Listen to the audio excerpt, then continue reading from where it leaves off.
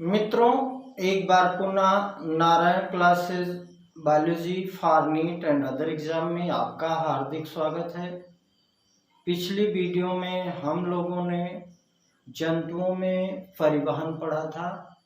उसी के आगे आज हम लोग इस वीडियो में पढ़ेंगे पादपों में परिवहन। किसी भी पदार्थ का पादप में एक स्थान से दूसरे स्थान तक गमन करना ही परिवहन कहलाएगा।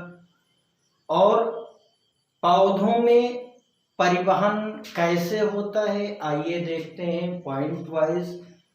तो पादपों में परिवहन का पहला पॉइंट है कि पौधों के लिए जो भी आवश्यक नाइट्रोजन है, फास्फोरस है या दूसरे खनिज लवण है जो मुख्यतः पौधों को चाहिए, चाहे वो नाइट्रोजन हो, फास्फोरस हो या खनिज लवण हो, ये जो है अधिक से अधिक संख्या में या अधिक से अधिक मात्रा में मिट्टी में होते हैं। और जो पौधों के निकटतम और प्रचुरतम स्रोत हैं, जहां से पौधे इनको प्राप्त कर सकते हैं, नाइट्रोजन को, फास्फोरस को या दूसरे खनिज लवण को, वो क्या है, वो मृदा में पाए जाते हैं। और मृदा से ही इन पदार्थों का अवशोषण सोखते हैं, जड़ों के द्वारा सोखते हैं। और जड़ों के द्वारा ही क्यों सोखते हैं? क्योंकि जड़ें ही मृदा के संपर्क में रहती हैं।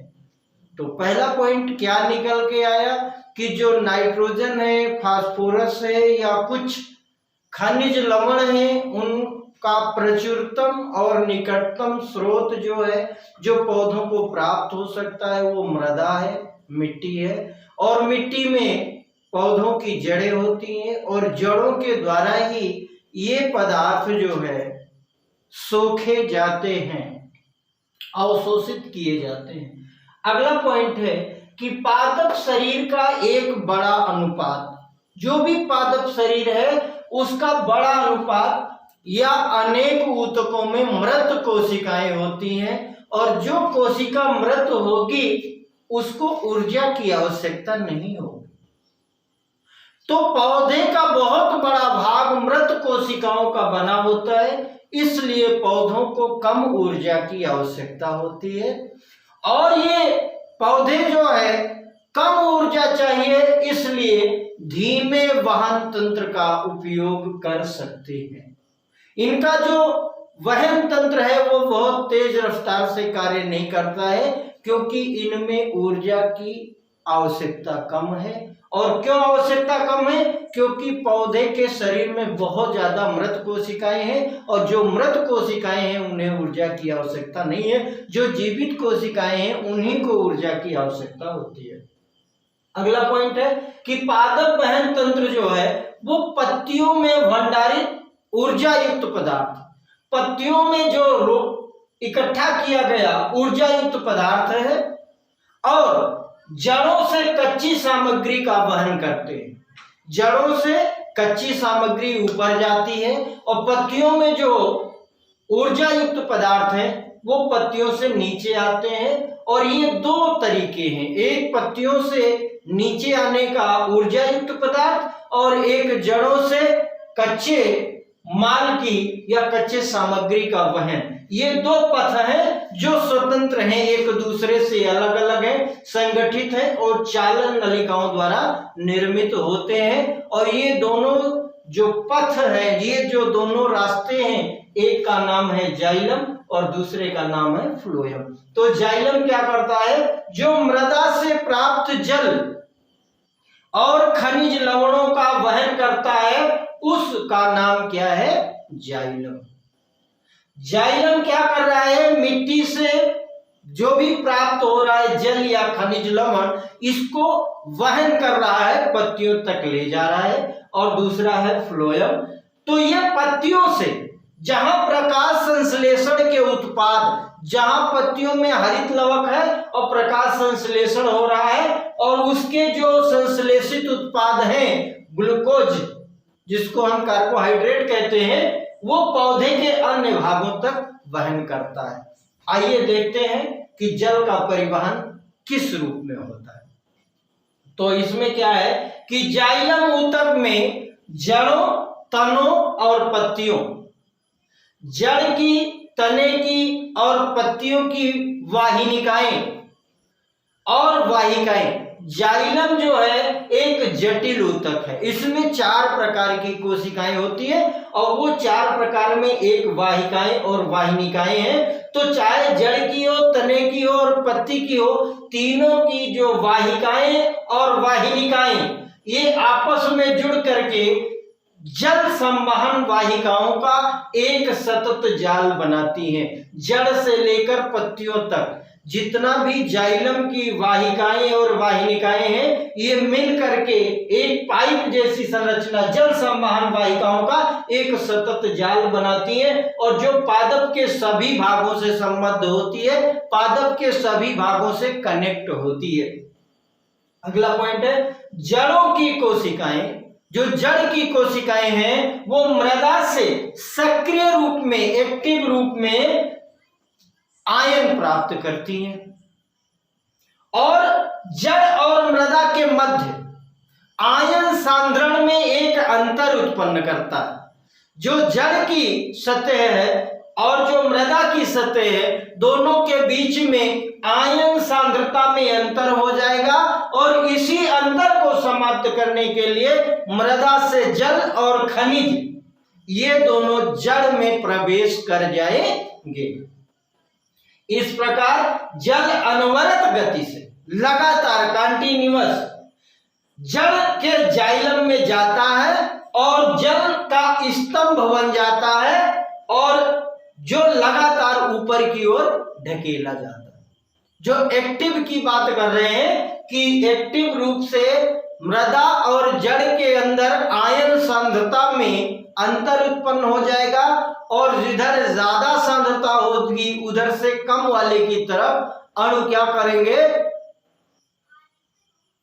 पहल करेंगे, बढ़ेंगे और जड़ में पहुंच करके एक जाइलम का जल का स्तंभ बन जाएगा जिसकी वजह से लगातार पानी ऊपर को ढकेला जाता है। अगला पॉइंट है कोशिका से जो जल के अणु हैं इनका वाष्पन होता रहता है और ये जो वाष्पन होता रहता है ये क्या करता है, एक चूषण उत्पन्न करता है, चूषण दाब, सकिंग प्रेशर ये उत्पन्न करता है। जो जल के जड़ों में उपस्थित जो जाइलम कोशिकाओं द्वारा जल को खींचा जाता है, किसके परिणाम स्वरूप, चूषण दाब के परिणाम स्वरूप। चूषण दाब क्यों उत्पन्न हो रहा है, क्योंकि कोशिका से जल के अणुओं का वाष्पन हो रहा है, जल के अणु बहाए जा रहे हैं, उनका उत्सर्जन हो रहा है, तो एक चूषण दाब उत्पन्न हो रहा है, सकिंग प्रेशर उत्पन्न हो रहा है, जिसके कारण जो जड़ों के में जाइलम कोशिकाएं हैं वो जल को खींचती हैं। अगला पॉइंट है जो पौधे के वायवीय भाग हैं, वायु में उपस्थित भाग हैं। वायु में कौन सा भाग है, तना है और पत्ती है।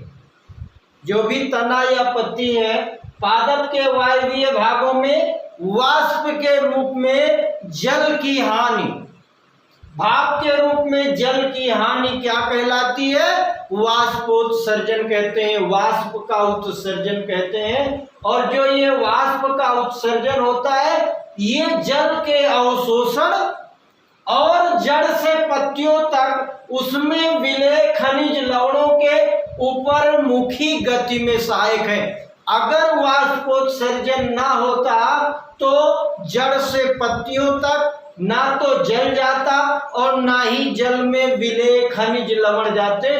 तो वाष्पोत्सर्जन जो पत्तियों के रंध्रों के द्वारा हो रहा है, पत्तियों के रंध्रों से वाष्प का उत्सर्जन हो रहा है और वो क्या कर रहा है, एक चूषण दाब उत्पन्न कर रहा है, जिसके परिणाम स्वरूप जो है जो जड़ की जाइलम कोशिकाएं हैं वो जल को खींच करके जड़ों से पत्तियों तक पहुंचा रही हैं। अगला पॉइंट है कि जो वाष्पोत्सर्जन है, जो वाष्प का उत्सर्जन है, ये ताप के नियमन में भी सहायक है। इससे पौधे के शरीर के ताप का भी नियंत्रण होता है। अगला पॉइंट है कि जल के वहन में मूल दाब, रूट प्रेशर रात्रि के समय विशेष रूप से प्रभावी है, क्योंकि रात्रि के समय वाष्पोत्सर्जन नहीं होता, तो उस समय रूट प्रेशर जो है वो जल के परिवहन के लिए प्रभावी है। और दिन में जब रंध्र खुले होते हैं तो वाष्पोत्सर्जन के आकर्षण के कारण जाइलम में जल की गति के लिए मुख्य प्रेरक का कार्य करता है या मुख्य प्रेरक बल होता है। रात्र में जल क्यों चढ़ रहा है? रूट प्रेशर से, और दिन में वाष्पोत्सर्जन से लगातार जल जो है वो पत्तियों तक पहुंच रहा है। आइए देखते हैं भोजन और दूसरे पदार्थों का स्थानांतरण।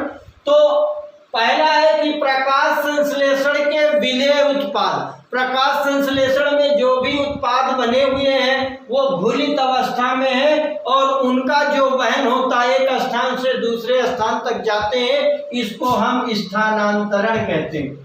तो प्रकाश संश्लेषण के विलेय पदार्थों का वहन स्थानांतरण कहलाता है। और जो संवहन ऊतक दो प्रकार हमने पढ़े, एक जाइलम और एक फ्लोएम। तो जो फ्लोएम नामक संवहन ऊतक है उसके द्वारा भोजन और दूसरे पदार्थों का परिवहन किया जाता है। और भोजन के साथ साथ या भोजन के अतिरिक्त फ्लोएम जो है वो अमीनो अम्ल और अन्य पदार्थों का भी परिवहन करता है। क्वेश्चन आता है अमीनो अम्ल का परिवहन पौधों में कहां से होता है? तो फ्लोएम से होता है। अब ये जो पदार्थ हैं जो पत्तियों में हैं, पत्तियों में प्रकाश संश्लेषण हुआ है, ये कहां जाते हैं? तो ये पदार्थ विशेष रूप से जड़ के भंडारण अंगों में, ऐसी जड़ें जिनमें भंडार किया जाता है कार्बोहाइड्रेट का, जिनकी जड़ें खाई जाती हैं, जड़ के भंडारण अंगों में, फलों में, बीजों में और वृद्धि करने वाले अंगों में ले जाए जाते हैं। भाई जहाँ वृद्धि हो रही है वहाँ ऊर्जा की आवश्यकता है, वहाँ कार्बोहाइड्रेट की आवश्यकता है। जब फल बन रहे हैं या बीज बन रहे हैं वहाँ आवश्यकता है, या किसी जड़ के भंडारण में, भंडारण वाली जड़ है तो वहाँ पर विशेष रूप से इन विलेय पदार्थों को ले जाया जाता है। अगला पॉइंट है भोजन और अन्य पदार्थों का जो स्थानांतरण है वो फ्लोएम की साथी कोशिकाओं, कंपेनियन सेल कहते हैं, साथी कोशिकाओं की सहायता से चालनी नलिका में ऊपरमुखी और अधोमुखी दोनों दिशाओं में होता है। जो पत्ती में बना हुआ भोजन है वो उसमें जो भी ये फ्लोएम का परिवहन है, जैसे जल का परिवहन ऊपरमुखी होता है, जमीन से जल ऊपर तक जाता है, लेकिन भोजन क्या है जहां पर स्थित है इससे ऊपर भी जा सकता है और उससे नीचे भी जा सकता है। तो इसका जो चालनी नलिका में परिवहन है वो ऊपर मुखी भी हो सकता है और अधोमुखी, दोनों दिशाओं में परिवहन होता है। अगला पॉइंट है कि फ्लोएम के द्वारा जो स्थानांतरित ऊर्जा के उपयोग से पूरा होता है। जो ये फ्लोएम जो है भोज्य पदार्थों का या भोजन का परिवहन करती है उसमें ऊर्जा लगती है। बिना ऊर्जा खर्चा किए हुए ये फ्लोएम के द्वारा स्थानांतरण संभव नहीं है। सुक्रोज जैसा पदार्थ जो एक डाई शर्करा है, दो अणुओं की शर्करा है, दो मोनोसैकराइड्स मिल करके सुक्रोज बनाते हैं। तो ये फ्लोएम ऊतक से एटीपी के रूप में ऊर्जा जब प्राप्त कर लेता है तभी स्थानांतरित होता है। बिना ऊर्जा खर्चा किए हुए सुक्रोज का स्थानांतरण संभव नहीं है। पिछले पॉइंट में हम लोगों ने देखा कि जो सुक्रोज नामक शर्करा है ये बिना एटीपी या बिना ऊर्जा के खर्चा करने के ये परिवहन नहीं हो सकता, ये एक स्थान से दूसरे स्थान तक नहीं जाता। जब ये ऊर्जा प्राप्त करके स्थानांतरित होता है तो करता क्या है, ये ऊतक का परासरण दाब बढ़ा देता है। ये ऊतक का परासरण दाब बढ़ा देगा जिससे जल इसमें प्रवेश कर जाता है और ये दाब जो है वो पदार्थों को फ्लोएम से उस ऊतक तक ले जाता है जहां दाब कम होता है। ये जो परासरण दाब है ये सुक्रोज क्या किया है, परासरण दाब बढ़ा दिया गया है, इसमें जल प्रवेश कर गया है और ये दाब जो है पदार्थों को फ्लोएम के द्वारा उस ऊतक तक ले जाया जाता है जहां पर उसका दाब कम होता है। यदि ये दाब में अंतर ना होता तो ये फ्लोएम के द्वारा परिवहन संभव नहीं था। अगला पॉइंट है कि ये फ्लोएम को पादप की आवश्यकता के अनुसार, पादप को जहां आवश्यकता है उस स्थान पर ये पदार्थों का स्थानांतरण कराता है। जैसे वसंत में आपने देखा होगा सभी पौधे हरे भरे हो जाते हैं, वसंत के पहले पतझड़ हो जाता है, पत्तियां गिर जाती हैं। तो बसंत में जड़ व तने में, जड़ में और तने में जो भी भंडारित शर्करा है, जो भी कार्बोहाइड्रेट भंडार किया हुआ है, स्टोर है, उसका स्थानांतरण कहाँ होगा, कलिकाओं में होता है। जहां से पत्ती अथवा शाखाएं निकलती हैं वहां पर वसंत ऋतु में ये पहुंचाए जाते हैं, जिससे वृद्धि के लिए ऊर्जा की जो आवश्यकता है वो पूरी की जा सके। कहने का तात्पर्य क्या है कि जहां पादप को आवश्यकता होगी वहां पदार्थों का स्थानांतरण ये परासरण दाब ही कराता है। मित्रों, इसको आप लिखिए, याद करिए। अगर चैनल सब्सक्राइब नहीं किया है तो सब्सक्राइब करिए, अपने मित्रों को बताइए और मिलते हैं अगले वीडियो में। तब तक के लिए धन्यवाद।